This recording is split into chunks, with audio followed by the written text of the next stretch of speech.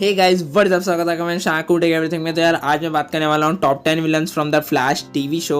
ठीक है, तो यार मैंने अपने टॉप पिक्स लिए हैं और मैं जानता हूँ कि सारे लोग मेरी लिस्ट के साथ एग्री नहीं करने वाले, लेकिन जिन लोगों की अपनी लिस्ट है वो मुझे कमेंट सेक्शन में बता देना और जो मेरी लिस्ट के साथ एग्री करते हैं वो भी बता देना। तो without any further due video को स्टार्ट करते हैं। Number 10 king shark. तो यार किंग शार्क या फिर शे लैम्बडन एक हाफ ह्यूमन और हाफ शार्क है जिसके पास सुपर ह्यूमन स्ट्रेंथ के साथ साथ एनहांस शार्क एबिलिटीज़ भी है। मैं यहाँ पर एनहांस इसलिए बोल रहा हूँ क्योंकि वो लैंड और वाटर दोनों पर सर्वाइव कर सकता है। तो जिन लोगों को नहीं पता, जो शार्क्स होती हैं वो सिर्फ वाटर में सर्वाइव कर सकती हैं, ठीक है। लेकिन यहाँ पर शे लैम्बडन के पास एक एडवांटेज है क्योंकि वो हाफ ह्यूमन और हाफ शार्क है, तो वो वाटर और लैंड दोनों पे सर्वाइव कर सकता है। और उसके पास एनहांस्ड रीजन है। जिन लोगों ने सीज़न 3 देखा हुआ है वहाँ पर उन्हें पता ही होगा कि जब बेरी कैप्टन कोल्ड के साथ जो डिवाइस चुराने जाता है तब किंग शार्क का हाथ काट देते हैं वो लोग, उसका हाथ काफ़ी जल्दी ग्रो हो जाता है, ठीक है। तो उसके पास सुपर इंटेलिजेंस तो नहीं है लेकिन उसके पास नॉर्मल ह्यूमन जितना आईक्यू और ब्रेन है। तो किंग शार्क बेसिकली अर्थ 2 का मेटा ह्यूमन है जिसे अर्थ 1 पर जूम ने भेजा था ताकि वो बेरी को मार सके। और in my view king shark उन सभी अर्थ 2 के मेटा से बहुत ही बढ़िया विलन था। मतलब फर्स्ट टाइम तो बेरी और बेरी की टीम भी कुछ नहीं सोच पा रहे थे कि किंग शार्क को कैसे हराया जाए। इवेंचुअली इस कैरेक्टर का आर्क चेंज हो गया और ये अब एंटी हीरो में कन्वर्ट हो गया, लेकिन अभी भी हो सकता है कि इसकी विलेनस साइड कभी ना कभी बाहर आए और हमें आगे सीजन्स में ये दिखे। Number 9 the trickster. तो यार नंबर 9 पर आता है ट्रिकस्टर या फिर जेम्स जेसी। तो जेम्स जेसी एक साइकोपैथिक किलर है और मैसिव मैनिपुलेटर है जो किसी को भी कुछ भी करने पे फोर्स कर सकता है, ठीक है। द ट्रिकस्टर हमें सीजन 1 में इंट्रोड्यूस किया गया था और उस एक एपिसोड में उसने लगभग बेरी को मार ही दिया था। वो तो वेल्स ने उसे बचा लिया, मतलब बेसिकली जो वेल्स नहीं था ईयरबड थॉर्न था। और ये चीज़ तो हम सभी जानते हैं कि बेरी की स्पीड के सामने बहुत कम लोग हैं जो टिक पाते हैं, बट स्टिल ट्रिकस्टर एक बहुत ही हार्मफुल विलन है जिसके पास कोई भी पावर्स नहीं है और ना ही वो एक मेटा ह्यूमन है, लेकिन वो सिर्फ अपनी मैनिपुलेटिव पावर से किसी को भी कुछ भी करने में फोर्स कर सकता है और यही चीज़ उसे इतना ज़्यादा खतरनाक विलन बनाती है।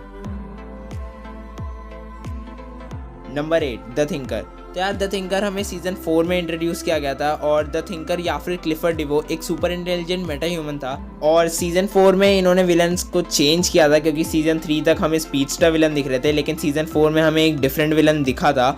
और सीरियसली ये एक सुपर इंटेलिजेंट मेटा ह्यूमन था जो बेरी और उसकी टीम से हमेशा एक स्टेप अहेड रहता था। और इवन वो सीज़न 4 के एंड में बहुत ही ओवर पावर्ड मेटा ह्यूमन बन जाता है क्योंकि उसका जो प्लान था वो ये था कि जो बस मेटास हैं, मतलब अगर तुमने सीज़न 4 देखा है तो तुम जानते हो बस मेटास कौन थे। तो जो बस मेटास थे उनकी सबकी पावर इसने एब्जॉर्ब कर ली थी और ये ओवर पावर्ड बन गया था, लिटरली बहुत ओवर पावर्ड बन गया था। इतना ओवर पावर्ड बन गया था कि इसने आर्गस का जो हेडक्वार्टर्स है वो अकेला ही इसने ख़त्म कर देता है और इवन वो बेरी को उस क्राइम के लिए फ्रेम करता है जो उसने किया भी नहीं होता, मतलब अपने मर्डर के लिए। और यही चीज़ इसे बहुत ज़्यादा खतरनाक बनाती है यहाँ पे। Number 7 blood work. तो यार नंबर 7 पर आता है ब्लड वर्क। तो ब्लड वर्क या फिर रैमजी रोसो HLH की डिसीज़ से सफ़र कर रहा होता है और ही decides let's try to cure my disease with dark matter. तो ये बहुत ही वाहियात डिसीजन था रैमजी रोसो, अगर तुम सुन रहे हो मेरी बात तो, ठीक है।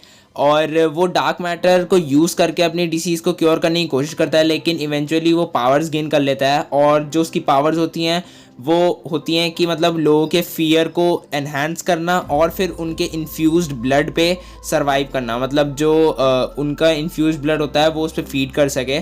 और ये पोटेंशियली बहुत बड़ा विलन था सीज़न 6 का क्योंकि और कोई विलन था नहीं सीज़न 6 में सिवाय मिरर मास्टर और इसके, वो भी मिरर मास्टर की आधी स्टोरी तो हमें सीज़न 7 में देखने को मिली। और मैंने इसको 7th नंबर पे इसलिए रखा है क्योंकि इसने काफ़ी ज़्यादा डैमेज किया था टीम फ्लैश को, मतलब फ्लैश को नेगेटिव फ्लैश में कन्वर्ट कर दिया था, स्पीड फोर्स को एक बारी को हरा ही दिया था। तो यार स्पीड फोर्स को हराना कोई आसान बात नहीं है और इसने वो किया, तो इसलिए मैंने इसको 7th नंबर पर रखा है। Number 6 God speed. तो यार गॉड स्पीड या फिर ऑगस्ट आर्ट बेरी का फ्रेंड होने के साथ साथ एक स्पीडस्टर भी होता है और आई एम नॉट श्योर कि हमें शो में सेम स्टोरी दिखेगी या नहीं, so I think we just have to wait and see. तो गॉड स्पीड फ्लैश से वे मोर फास्ट है, बट लास्ट टाइम जब गॉड स्पीड और फ्लैश की फाइट हुई थी तब स्पीड फोर्स मर चुकी थी और बेरी के पास बहुत कम स्पीड बची थी। श्योरली बेरी, अब जबकि बेरी के पास बेरी की पूरी स्पीड और पूरा पोटेंशियल है, तो गॉड स्पीड और बेरी की फाइट ज़्यादा अच्छी होने वाली है। और अब हमें रियल गॉड स्पीड दिखने वाला है आफ्टर 2 सीजन्स, मतलब 2 सीज़न में बेवकूफ़ बनने के बाद हमें रियल गॉड स्पीड दिखाने वाले हैं लोग, और सीज़न 7 के एंड में हमें वो गॉड स्पीड देखने को मिलेगा। बट हमने जब सीज़न 6 में गॉड स्पीड को देखा था तब उसने बेरी को लगभग हरा ही दिया था और बेरी की स्पीड भी छीन ली थी, तो उसके पास काफ़ी सारी एबिलिटीज़ है जो बेरी भी नहीं कर सकता है, इसलिए मैंने उसको नंबर 6 पे रखा है। तो मैं जानता हूँ कि बहुत सारे लोग ये सोच रहे होंगे कि यार तुमने गॉड स्पीड को नंबर 6 पे क्यों रखा है, तो यार अभी तक हमें उसकी पूरी पोटेंशियल और पूरी पावर्स का कुछ नहीं पता है, इसलिए मैंने उसको लो नंबर्स पे रखा है। बट इन फ्यूचर अगर मैं ये वीडियो फिर से बनाऊंगा तो उसमें गॉड स्पीड हो सकता है शायद ऊपर नंबर्स पे हो या फिर वो तब भी यहीं पे हो, क्योंकि अभी हमें सीजन 7 के एंड में दिखने वाला है God speed, finally real God speed, तो उसके बाद ही हम कुछ डिसाइड कर सकते हैं। Number 5 captain cold. तो यार कैप्टन कोल्ड या फिर लेनर्ड स्नार्ड एक नॉर्मल ह्यूमन बीइंग है विदाउट एनी पावर्स, स्टिल वो हमारी विलन लिस्ट में नंबर 5 पर है। Well let's find out why. तो यार कैप्टन कोल्ड एक नॉर्मल ह्यूमन बीइंग है जिसके पास एक आइस गन है जो सब जीरो लेवल पर जाके किसी की भी बैंड बजा सकती है, और सही में बहुत बुरी बैंड बजा सकती है। तो ये गन बेसिकली सिस्को ने डिज़ाइन की थी और ये गन फ्लैश के लिए बहुत ज़्यादा हार्मफुल है। मेरे को पता है कि कुछ लोगों को समझ में नहीं आ रहा कि क्यों हार्मफुल है, लेकिन मैं बताने वाला हूँ। तो जब आपकी बॉडी का टेम्परेचर कोल्ड होता है तब आपके मॉलिक्यूल्स अपनी रेगुलर स्पीड पर वाइब्रेट नहीं करते हैं, मोर ओवर वो स्लोली वाइब्रेट करते हैं, विच मीन्स कि फ्लैश की स्पीड स्लो हो जाती है when is body temperature is cold, ठीक है।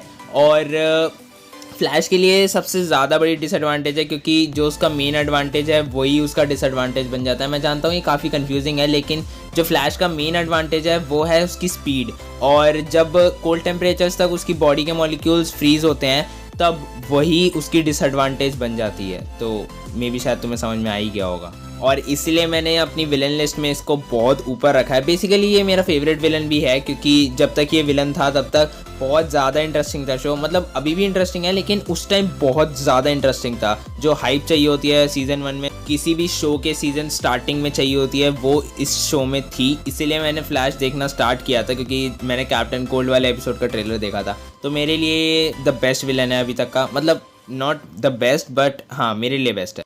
Number 4 Gorilla Grodd. ओके, तो नंबर 4 पर आता है गोरिल्ला ग्रॉड। तो एक गोरिल्ला जिसके पास ना सिर्फ सुपर स्ट्रेंथ है but on the other hand super intelligence है एंड टेलीकिनेसिस है। क्या ही कर सकता है? वेल बहुत कुछ। गोरिल्ला ग्रॉड ईएबॉट थॉन का बेटा था जिसके ऊपर एक्सपेरिमेंट हो रहा था जिस रात पार्टिकल एक्सेलरेटर ब्लो हुआ और उसको मिली ये सारी पावर्स और वो बन गया था एक गोरिल्ला, ठीक है, मतलब वो ऑफकोर्स एक ह्यूमन था। और साथ ही साथ एक मोटिव टीम फ्लैश को डिस्ट्रॉय करने का। उसने अपनी पावर से जो को टॉर्चर किया, उसको नियरली मार ही दिया था। बेरी को बहुत बार ब्रेन पैरालिसिस दिया और सेंट्रल सिटी को 2 बार डिस्ट्रॉय करने का अटेम्प्ट किया। इससे बुरा तो क्या ही एक्सपेक्ट कर सकती है टीम फ्लैश। उनके सारे विलन्स हमेशा सेंट्रल सिटी के लिए ही क्यों आते हैं? दुश्मनी फ्लैश से होती है और पे बैक लोगों को चुकाना पड़ता है। खैर बढ़ते हैं नंबर 3 की तरफ। नंबर 3 सैविटार। सैविटार सीजन 3 का बिग बैड विलन था जो फ्यूचर से था with a high tech suit, और प्रॉब्ली उसे मैंने नंबर 3 पर इसलिए रखा है क्योंकि वो बहुत ज़्यादा फास्ट था और टीम फ्लैश के लिए डिफ़िकल्ट टास्क उसको हराना नहीं बट उसकी स्पीड को फेस करना था, क्योंकि टीम फ्लैश में बेरी ही था एक अकेला स्पीडस्टर और बेरी उसकी स्पीड को पहली बार तो मैच ही नहीं कर पाया था। और बात करूँ मैं बाकी टीम फ्लैश के मेंबर्स की, तो बाकी टीम फ्लैश के मेंबर्स को तो पता भी नहीं लगता था कि सैविटार कब आता था और कब बेरी को पीट के चला जाता था, क्योंकि सैविटार उनके लिए मतलब एक नॉर्मल ह्यूमन आई के लिए एक लाइटनिंग की तरह अपीयर होता था, और बेरी जहाँ पर उसके पास स्पीड थी उसके लिए वो पूरी एम्बॉडीमेंट में अपीयर होता था। साथ ही साथ सैविटार का बेस्ट पार्ट जो था वो ये था कि बेरी का ही ऑल्टरनेट वर्जन था सैविटार, या फिर वो उसका एक टाइम रेमिनेंट था। देखा, हम यहाँ पे फिर से कंफ्यूज हो गए। तो यार जब इतना मिस्ट्री भरा विलन है तो मैं उसको कैसे नंबर 3 पे ना रखूँ? मतलब अभी तक भी सीजन 3 के इतने सालों बाद भी हम ये नहीं पता लगा पा रहे कि वो या तो टाइम रेमिनेंट था या फिर वो ऑल्टरनेट वर्जन था बेरी का ही किसी और टाइमलाइन से। तो देखा, यही मिस्ट्री मेरे को पसंद है सैविटार के बारे में, इसलिए मैंने उसे नंबर 3 पे रखा है। और मैंने उसको नंबर 3 पे इसलिए भी रखा है क्योंकि उसने टीम फ्लैश के लिए बहुत सारी चीज़ें करी जो टीम फ्लैश के लिए बहुत ही बेकार साबित होती हैं, जैसे केटलिन को पावर्स देना और उसको किलर फ्रॉस्ट बना देना अर्थ 2 की तरह, और न जाने कितने ही लोगों को पावर्स देना डॉक्टर एल्केमी और फिलोसोफर स्टोन की हेल्प से, और जूलियन एल्बर्ट की ज़िंदगी बर्बाद करना उसको डॉक्टर एल्केमी बना के। खैर उस कैरेक्टर का इतना कोई बड़ा आर्क भी नहीं था सीज़न के अंदर, बस उसे सिर्फ डॉक्टर एल्केमी के लिए रखा हुआ था। और मेरे हिसाब से ये बहुत ही बढ़िया डिसीजन था कि जूलियन एल्बर्ट को स्क्रीन टाइम ना देना, उतना ज़्यादा जितना उसको नीडेड था उससे ज़्यादा टाइम ना देना, क्योंकि मेरे हिसाब से शायद अभी तक जितने भी लोग फ्लैश को देखते हैं उनमें से किसी का भी फेवरेट जूलियन एल्बर्ट नहीं रहा होगा। मतलब वो that guy was just a spoiled brat. Number 2, zoom. तो जूम इंट्रोड्यूस किया गया था हमें सीजन 2 में एज अ साइकोपैथिक किलर जो फास्टेस्ट स्पीडस्टर बनना चाहता है अराउंड होल मल्टीवर्स, और वो उसके लिए कुछ भी कर सकता है। और मेरे हिसाब से जूम ने टीम फ्लैश को सबसे ज़्यादा टॉर्मेंट किया है या फिर सबसे ज़्यादा टॉर्चर किया है। तो पहले जूम ने फ्लैश को पूरे सीज़न तक परेशान किया, अलग अलग मेटा ह्यूमंस भेज के फ्रॉम अर्थ 2 जिनका कोई इलाज नहीं था अगर उनके पास अर्थ 2 का वेल्स ना होता। उसके बाद उसने बेरी के डैड को मार दिया, उसके बाद उसने केटलिन से लव का ड्रामा किया, अपनी डेथ फेक करी और फिर उसको किडनैप करा और टॉर्मेंट और टॉर्चर दोनों किया। उसके बाद उसने अर्थ 2 के जो वेस्ट को मार दिया। मैं जानता हूँ इतना बड़ा फ़र्क नहीं बनाता वो, क्योंकि वो मल्टीवर्स से था, लेकिन बेरी के लिए वो स्टिल इमोशनल टाइम था जब उसने अर्थ 2 के जो वेस्ट को उसके सामने मारा था।